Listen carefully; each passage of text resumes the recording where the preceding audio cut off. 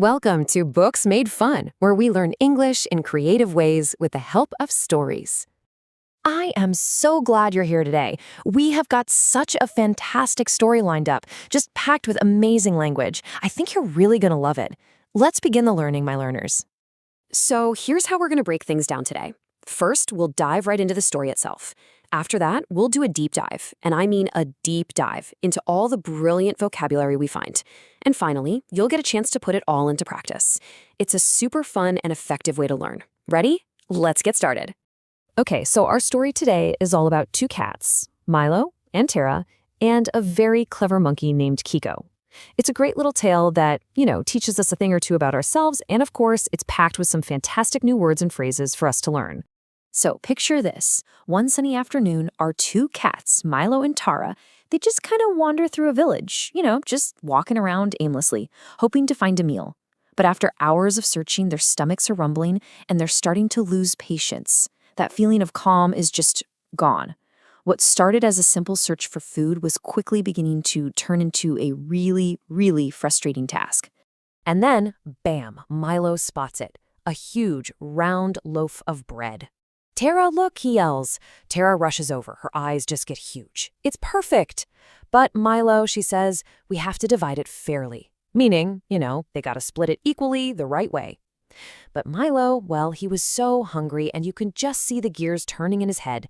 He wants to take advantage of the situation for himself. So Milo just rips the bread in two, but Tara immediately protested. She's not having it. "Milo, that's not fair. Your piece is obviously bigger." Milo just scoffs, right? He's like, "No, it's not. You're just trying to pull a fast one on me." Basically, he's accusing her of trying to trick him. And here's the thing. Neither of them was willing to back down. They weren't going to give in. And just like that, their little argument started to spiral out of control. Now, watching this whole thing from a branch high above is Kiko the monkey, and he sees a perfect opportunity. I mean, this is a golden chance to get that bread all for himself. He kind of sizes up the cats, he's judging their whole argument, and then he just smoothly climbs down. "Friends," he says, all charming, "I can help settle your dispute."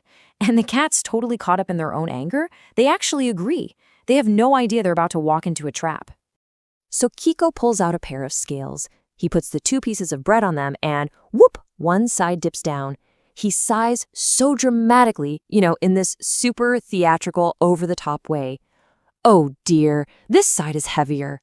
And then he takes a big old bite from that piece. But of course, now the other side is heavier. He was just stringing them along, totally deceiving them with false hope, while he helped himself to their lunch. And as that loaf of bread gets smaller and smaller right in front of them, the cats finally put two and two together. They finally get what's happening, and they just watch in complete disbelief. They just can't believe their eyes. All the while, Kiko is acting totally innocently, like he's just there to help, while he continues to take the lion's share. Yep, the biggest part, all for himself. The real kicker here is that the cats' own flaws were the real problem. Their greed, wanting that bigger piece, and their stubbornness, that refusal to just compromise. Let the whole situation get the better of them. They just lost control. And this silly fight, it drove a wedge between them, really hurting their friendship. So when there's only a tiny little crumb left, Kiko just pops it into his mouth, gives them a little smile, and climbed back up his tree. Tara turns to Milo, and you can just hear the sadness in her voice. She spoke so regretfully, just full of sorrow for what they'd done. "If we hadn't fought," she whispered, "we could have shared." They had to pay the price for their argument, and that price was their entire meal.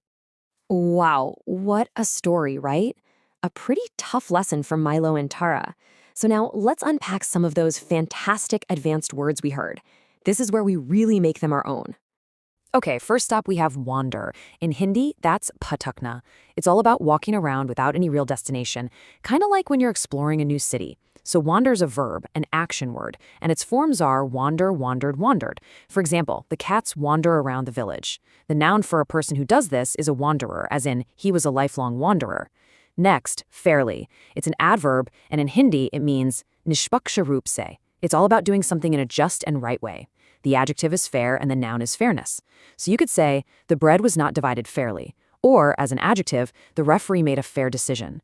And finally, protested. It's a verb that means you're expressing strong disagreement. In Hindi, virod karna. The forms are protest, protested, protested. Just like in our story, Tara protested loudly when she saw the smaller piece. And the noun form, protest, is the event itself. The citizens held a protest. All right, let's keep it rolling. Next we have dramatically, which in Hindi is nat kiya dung se. This means doing something in a really exaggerated, over-the-top way.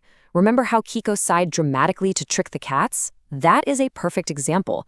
It's an adverb, and the adjective form is dramatic. For instance, she made a dramatic entrance. Then we have innocently, another adverb, which means without any guilt. In Hindi, that's masumiyat. The noun is innocence, and the adjective is innocent. So you can say, he smiled innocently, or the jury believed in his innocence. And to wrap this one up, disbelief, which is a noun. It's that feeling of not being able to believe something. In Hindi, we say avishwas, like she stared in disbelief at the winning lottery ticket. And for our last set of advanced words, first up, regretfully, or pachhtave se in Hindi. This is an adverb we use when we feel sad or sorry about something that happened. For example, she regretfully admitted she had made a mistake. The verb is regret, and the noun is also regret. So you could say, I regret my decision, or she was filled with regret. Next, stubbornness. This is the noun for refusing to change your mind, what we call zid in Hindi. The adjective is stubborn. So, his stubbornness caused the argument, or he is a very stubborn person. Then there's opportunity, a noun that means a great chance to do something. In Hindi, avsar. For example, this job is a great opportunity. And finally, justice. This is a noun that means fair treatment, or nyai. The cats wanted justice, but we all know the monkey had other plans. A great example is, they fought for social justice. Okay, now for one of my absolute favorite parts, phrasal verbs. These little word combinations are so key to sounding more natural when you speak English. They might seem a little tricky at first, but our story gives us the perfect examples to learn from. First off, lose patience. This just means to stop being calm and get annoyed. I think we can all relate to this one, right? For example, I always lose my patience when I'm stuck in traffic. Next up, turn into, which means to become something different. Their friendly chat turned into a heated argument. Then we have take advantage of, which is all about using a situation unfairly for your own benefit. The monkey took advantage of the cat's fight. And back down, which means to give up or admit you're wrong in an argument. Neither cat was willing to back down. What I love about this next group is how perfectly they show the monkey's whole plan. First, he had to size up the situation, which means to quickly judge or evaluate it. Think of it like this. A good chess player can size up the board in seconds. Then he offered to settle a dispute, which just means to solve an argument.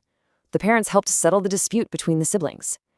And because the cats were just so mad, they didn't see they were about to walk into a trap, which means to get into a dangerous situation without even realizing it. And to finish off our phrasal verbs, string someone along. This means to trick someone over a period of time by giving them false hope. Kiko was stringing the cats along the whole time. Next is put two and two together. This is a great one. It means to figure out the truth from the clues you have. When she saw the mess, she put two and two together and knew the dog was guilty. And finally, climb back. This one's pretty literal. It just means to climb back to a place you were before, exactly like Kiko did. He dropped his keys and had to climb back down the ladder. And now for idioms. I love idioms. They're these amazing expressions that add so much color and personality to the language. They don't always make literal sense, but man, they carry a powerful meaning. Let's master the ones from our story. First on our list is pull a fast one. This means to trick or deceive someone. You might say it about a sneaky salesperson. For example, the salesman pulled a fast one on me and sold me a broken phone. Next, spiral out of control. This is perfect for describing a situation that gets worse and worse really fast. The small disagreement spiraled out of control and became a huge fight. And this one perfectly explains the monkey's goal. To take the lion's share, which means taking the biggest and best part of something. In the group project, she did all the work and took the lion's share of the credit. Our final three idioms really nail the moral of the story. To get the better of someone means an emotion, like anger, takes over and makes you lose control. For instance, don't let your anger get the better of you. To drive a wedge between people means to damage their relationship and cause them to separate. Jealousy can drive a wedge between even the best of friends. And finally, to pay the price. This means you have to suffer the bad consequences of your actions. It's a powerful lesson. The cats had to pay the price for their foolish greed. All right, now it's your turn. The best way to learn is to practice. So I have a task for you. Using one of our new idioms, I want you to describe a time you saw someone take the lion's share.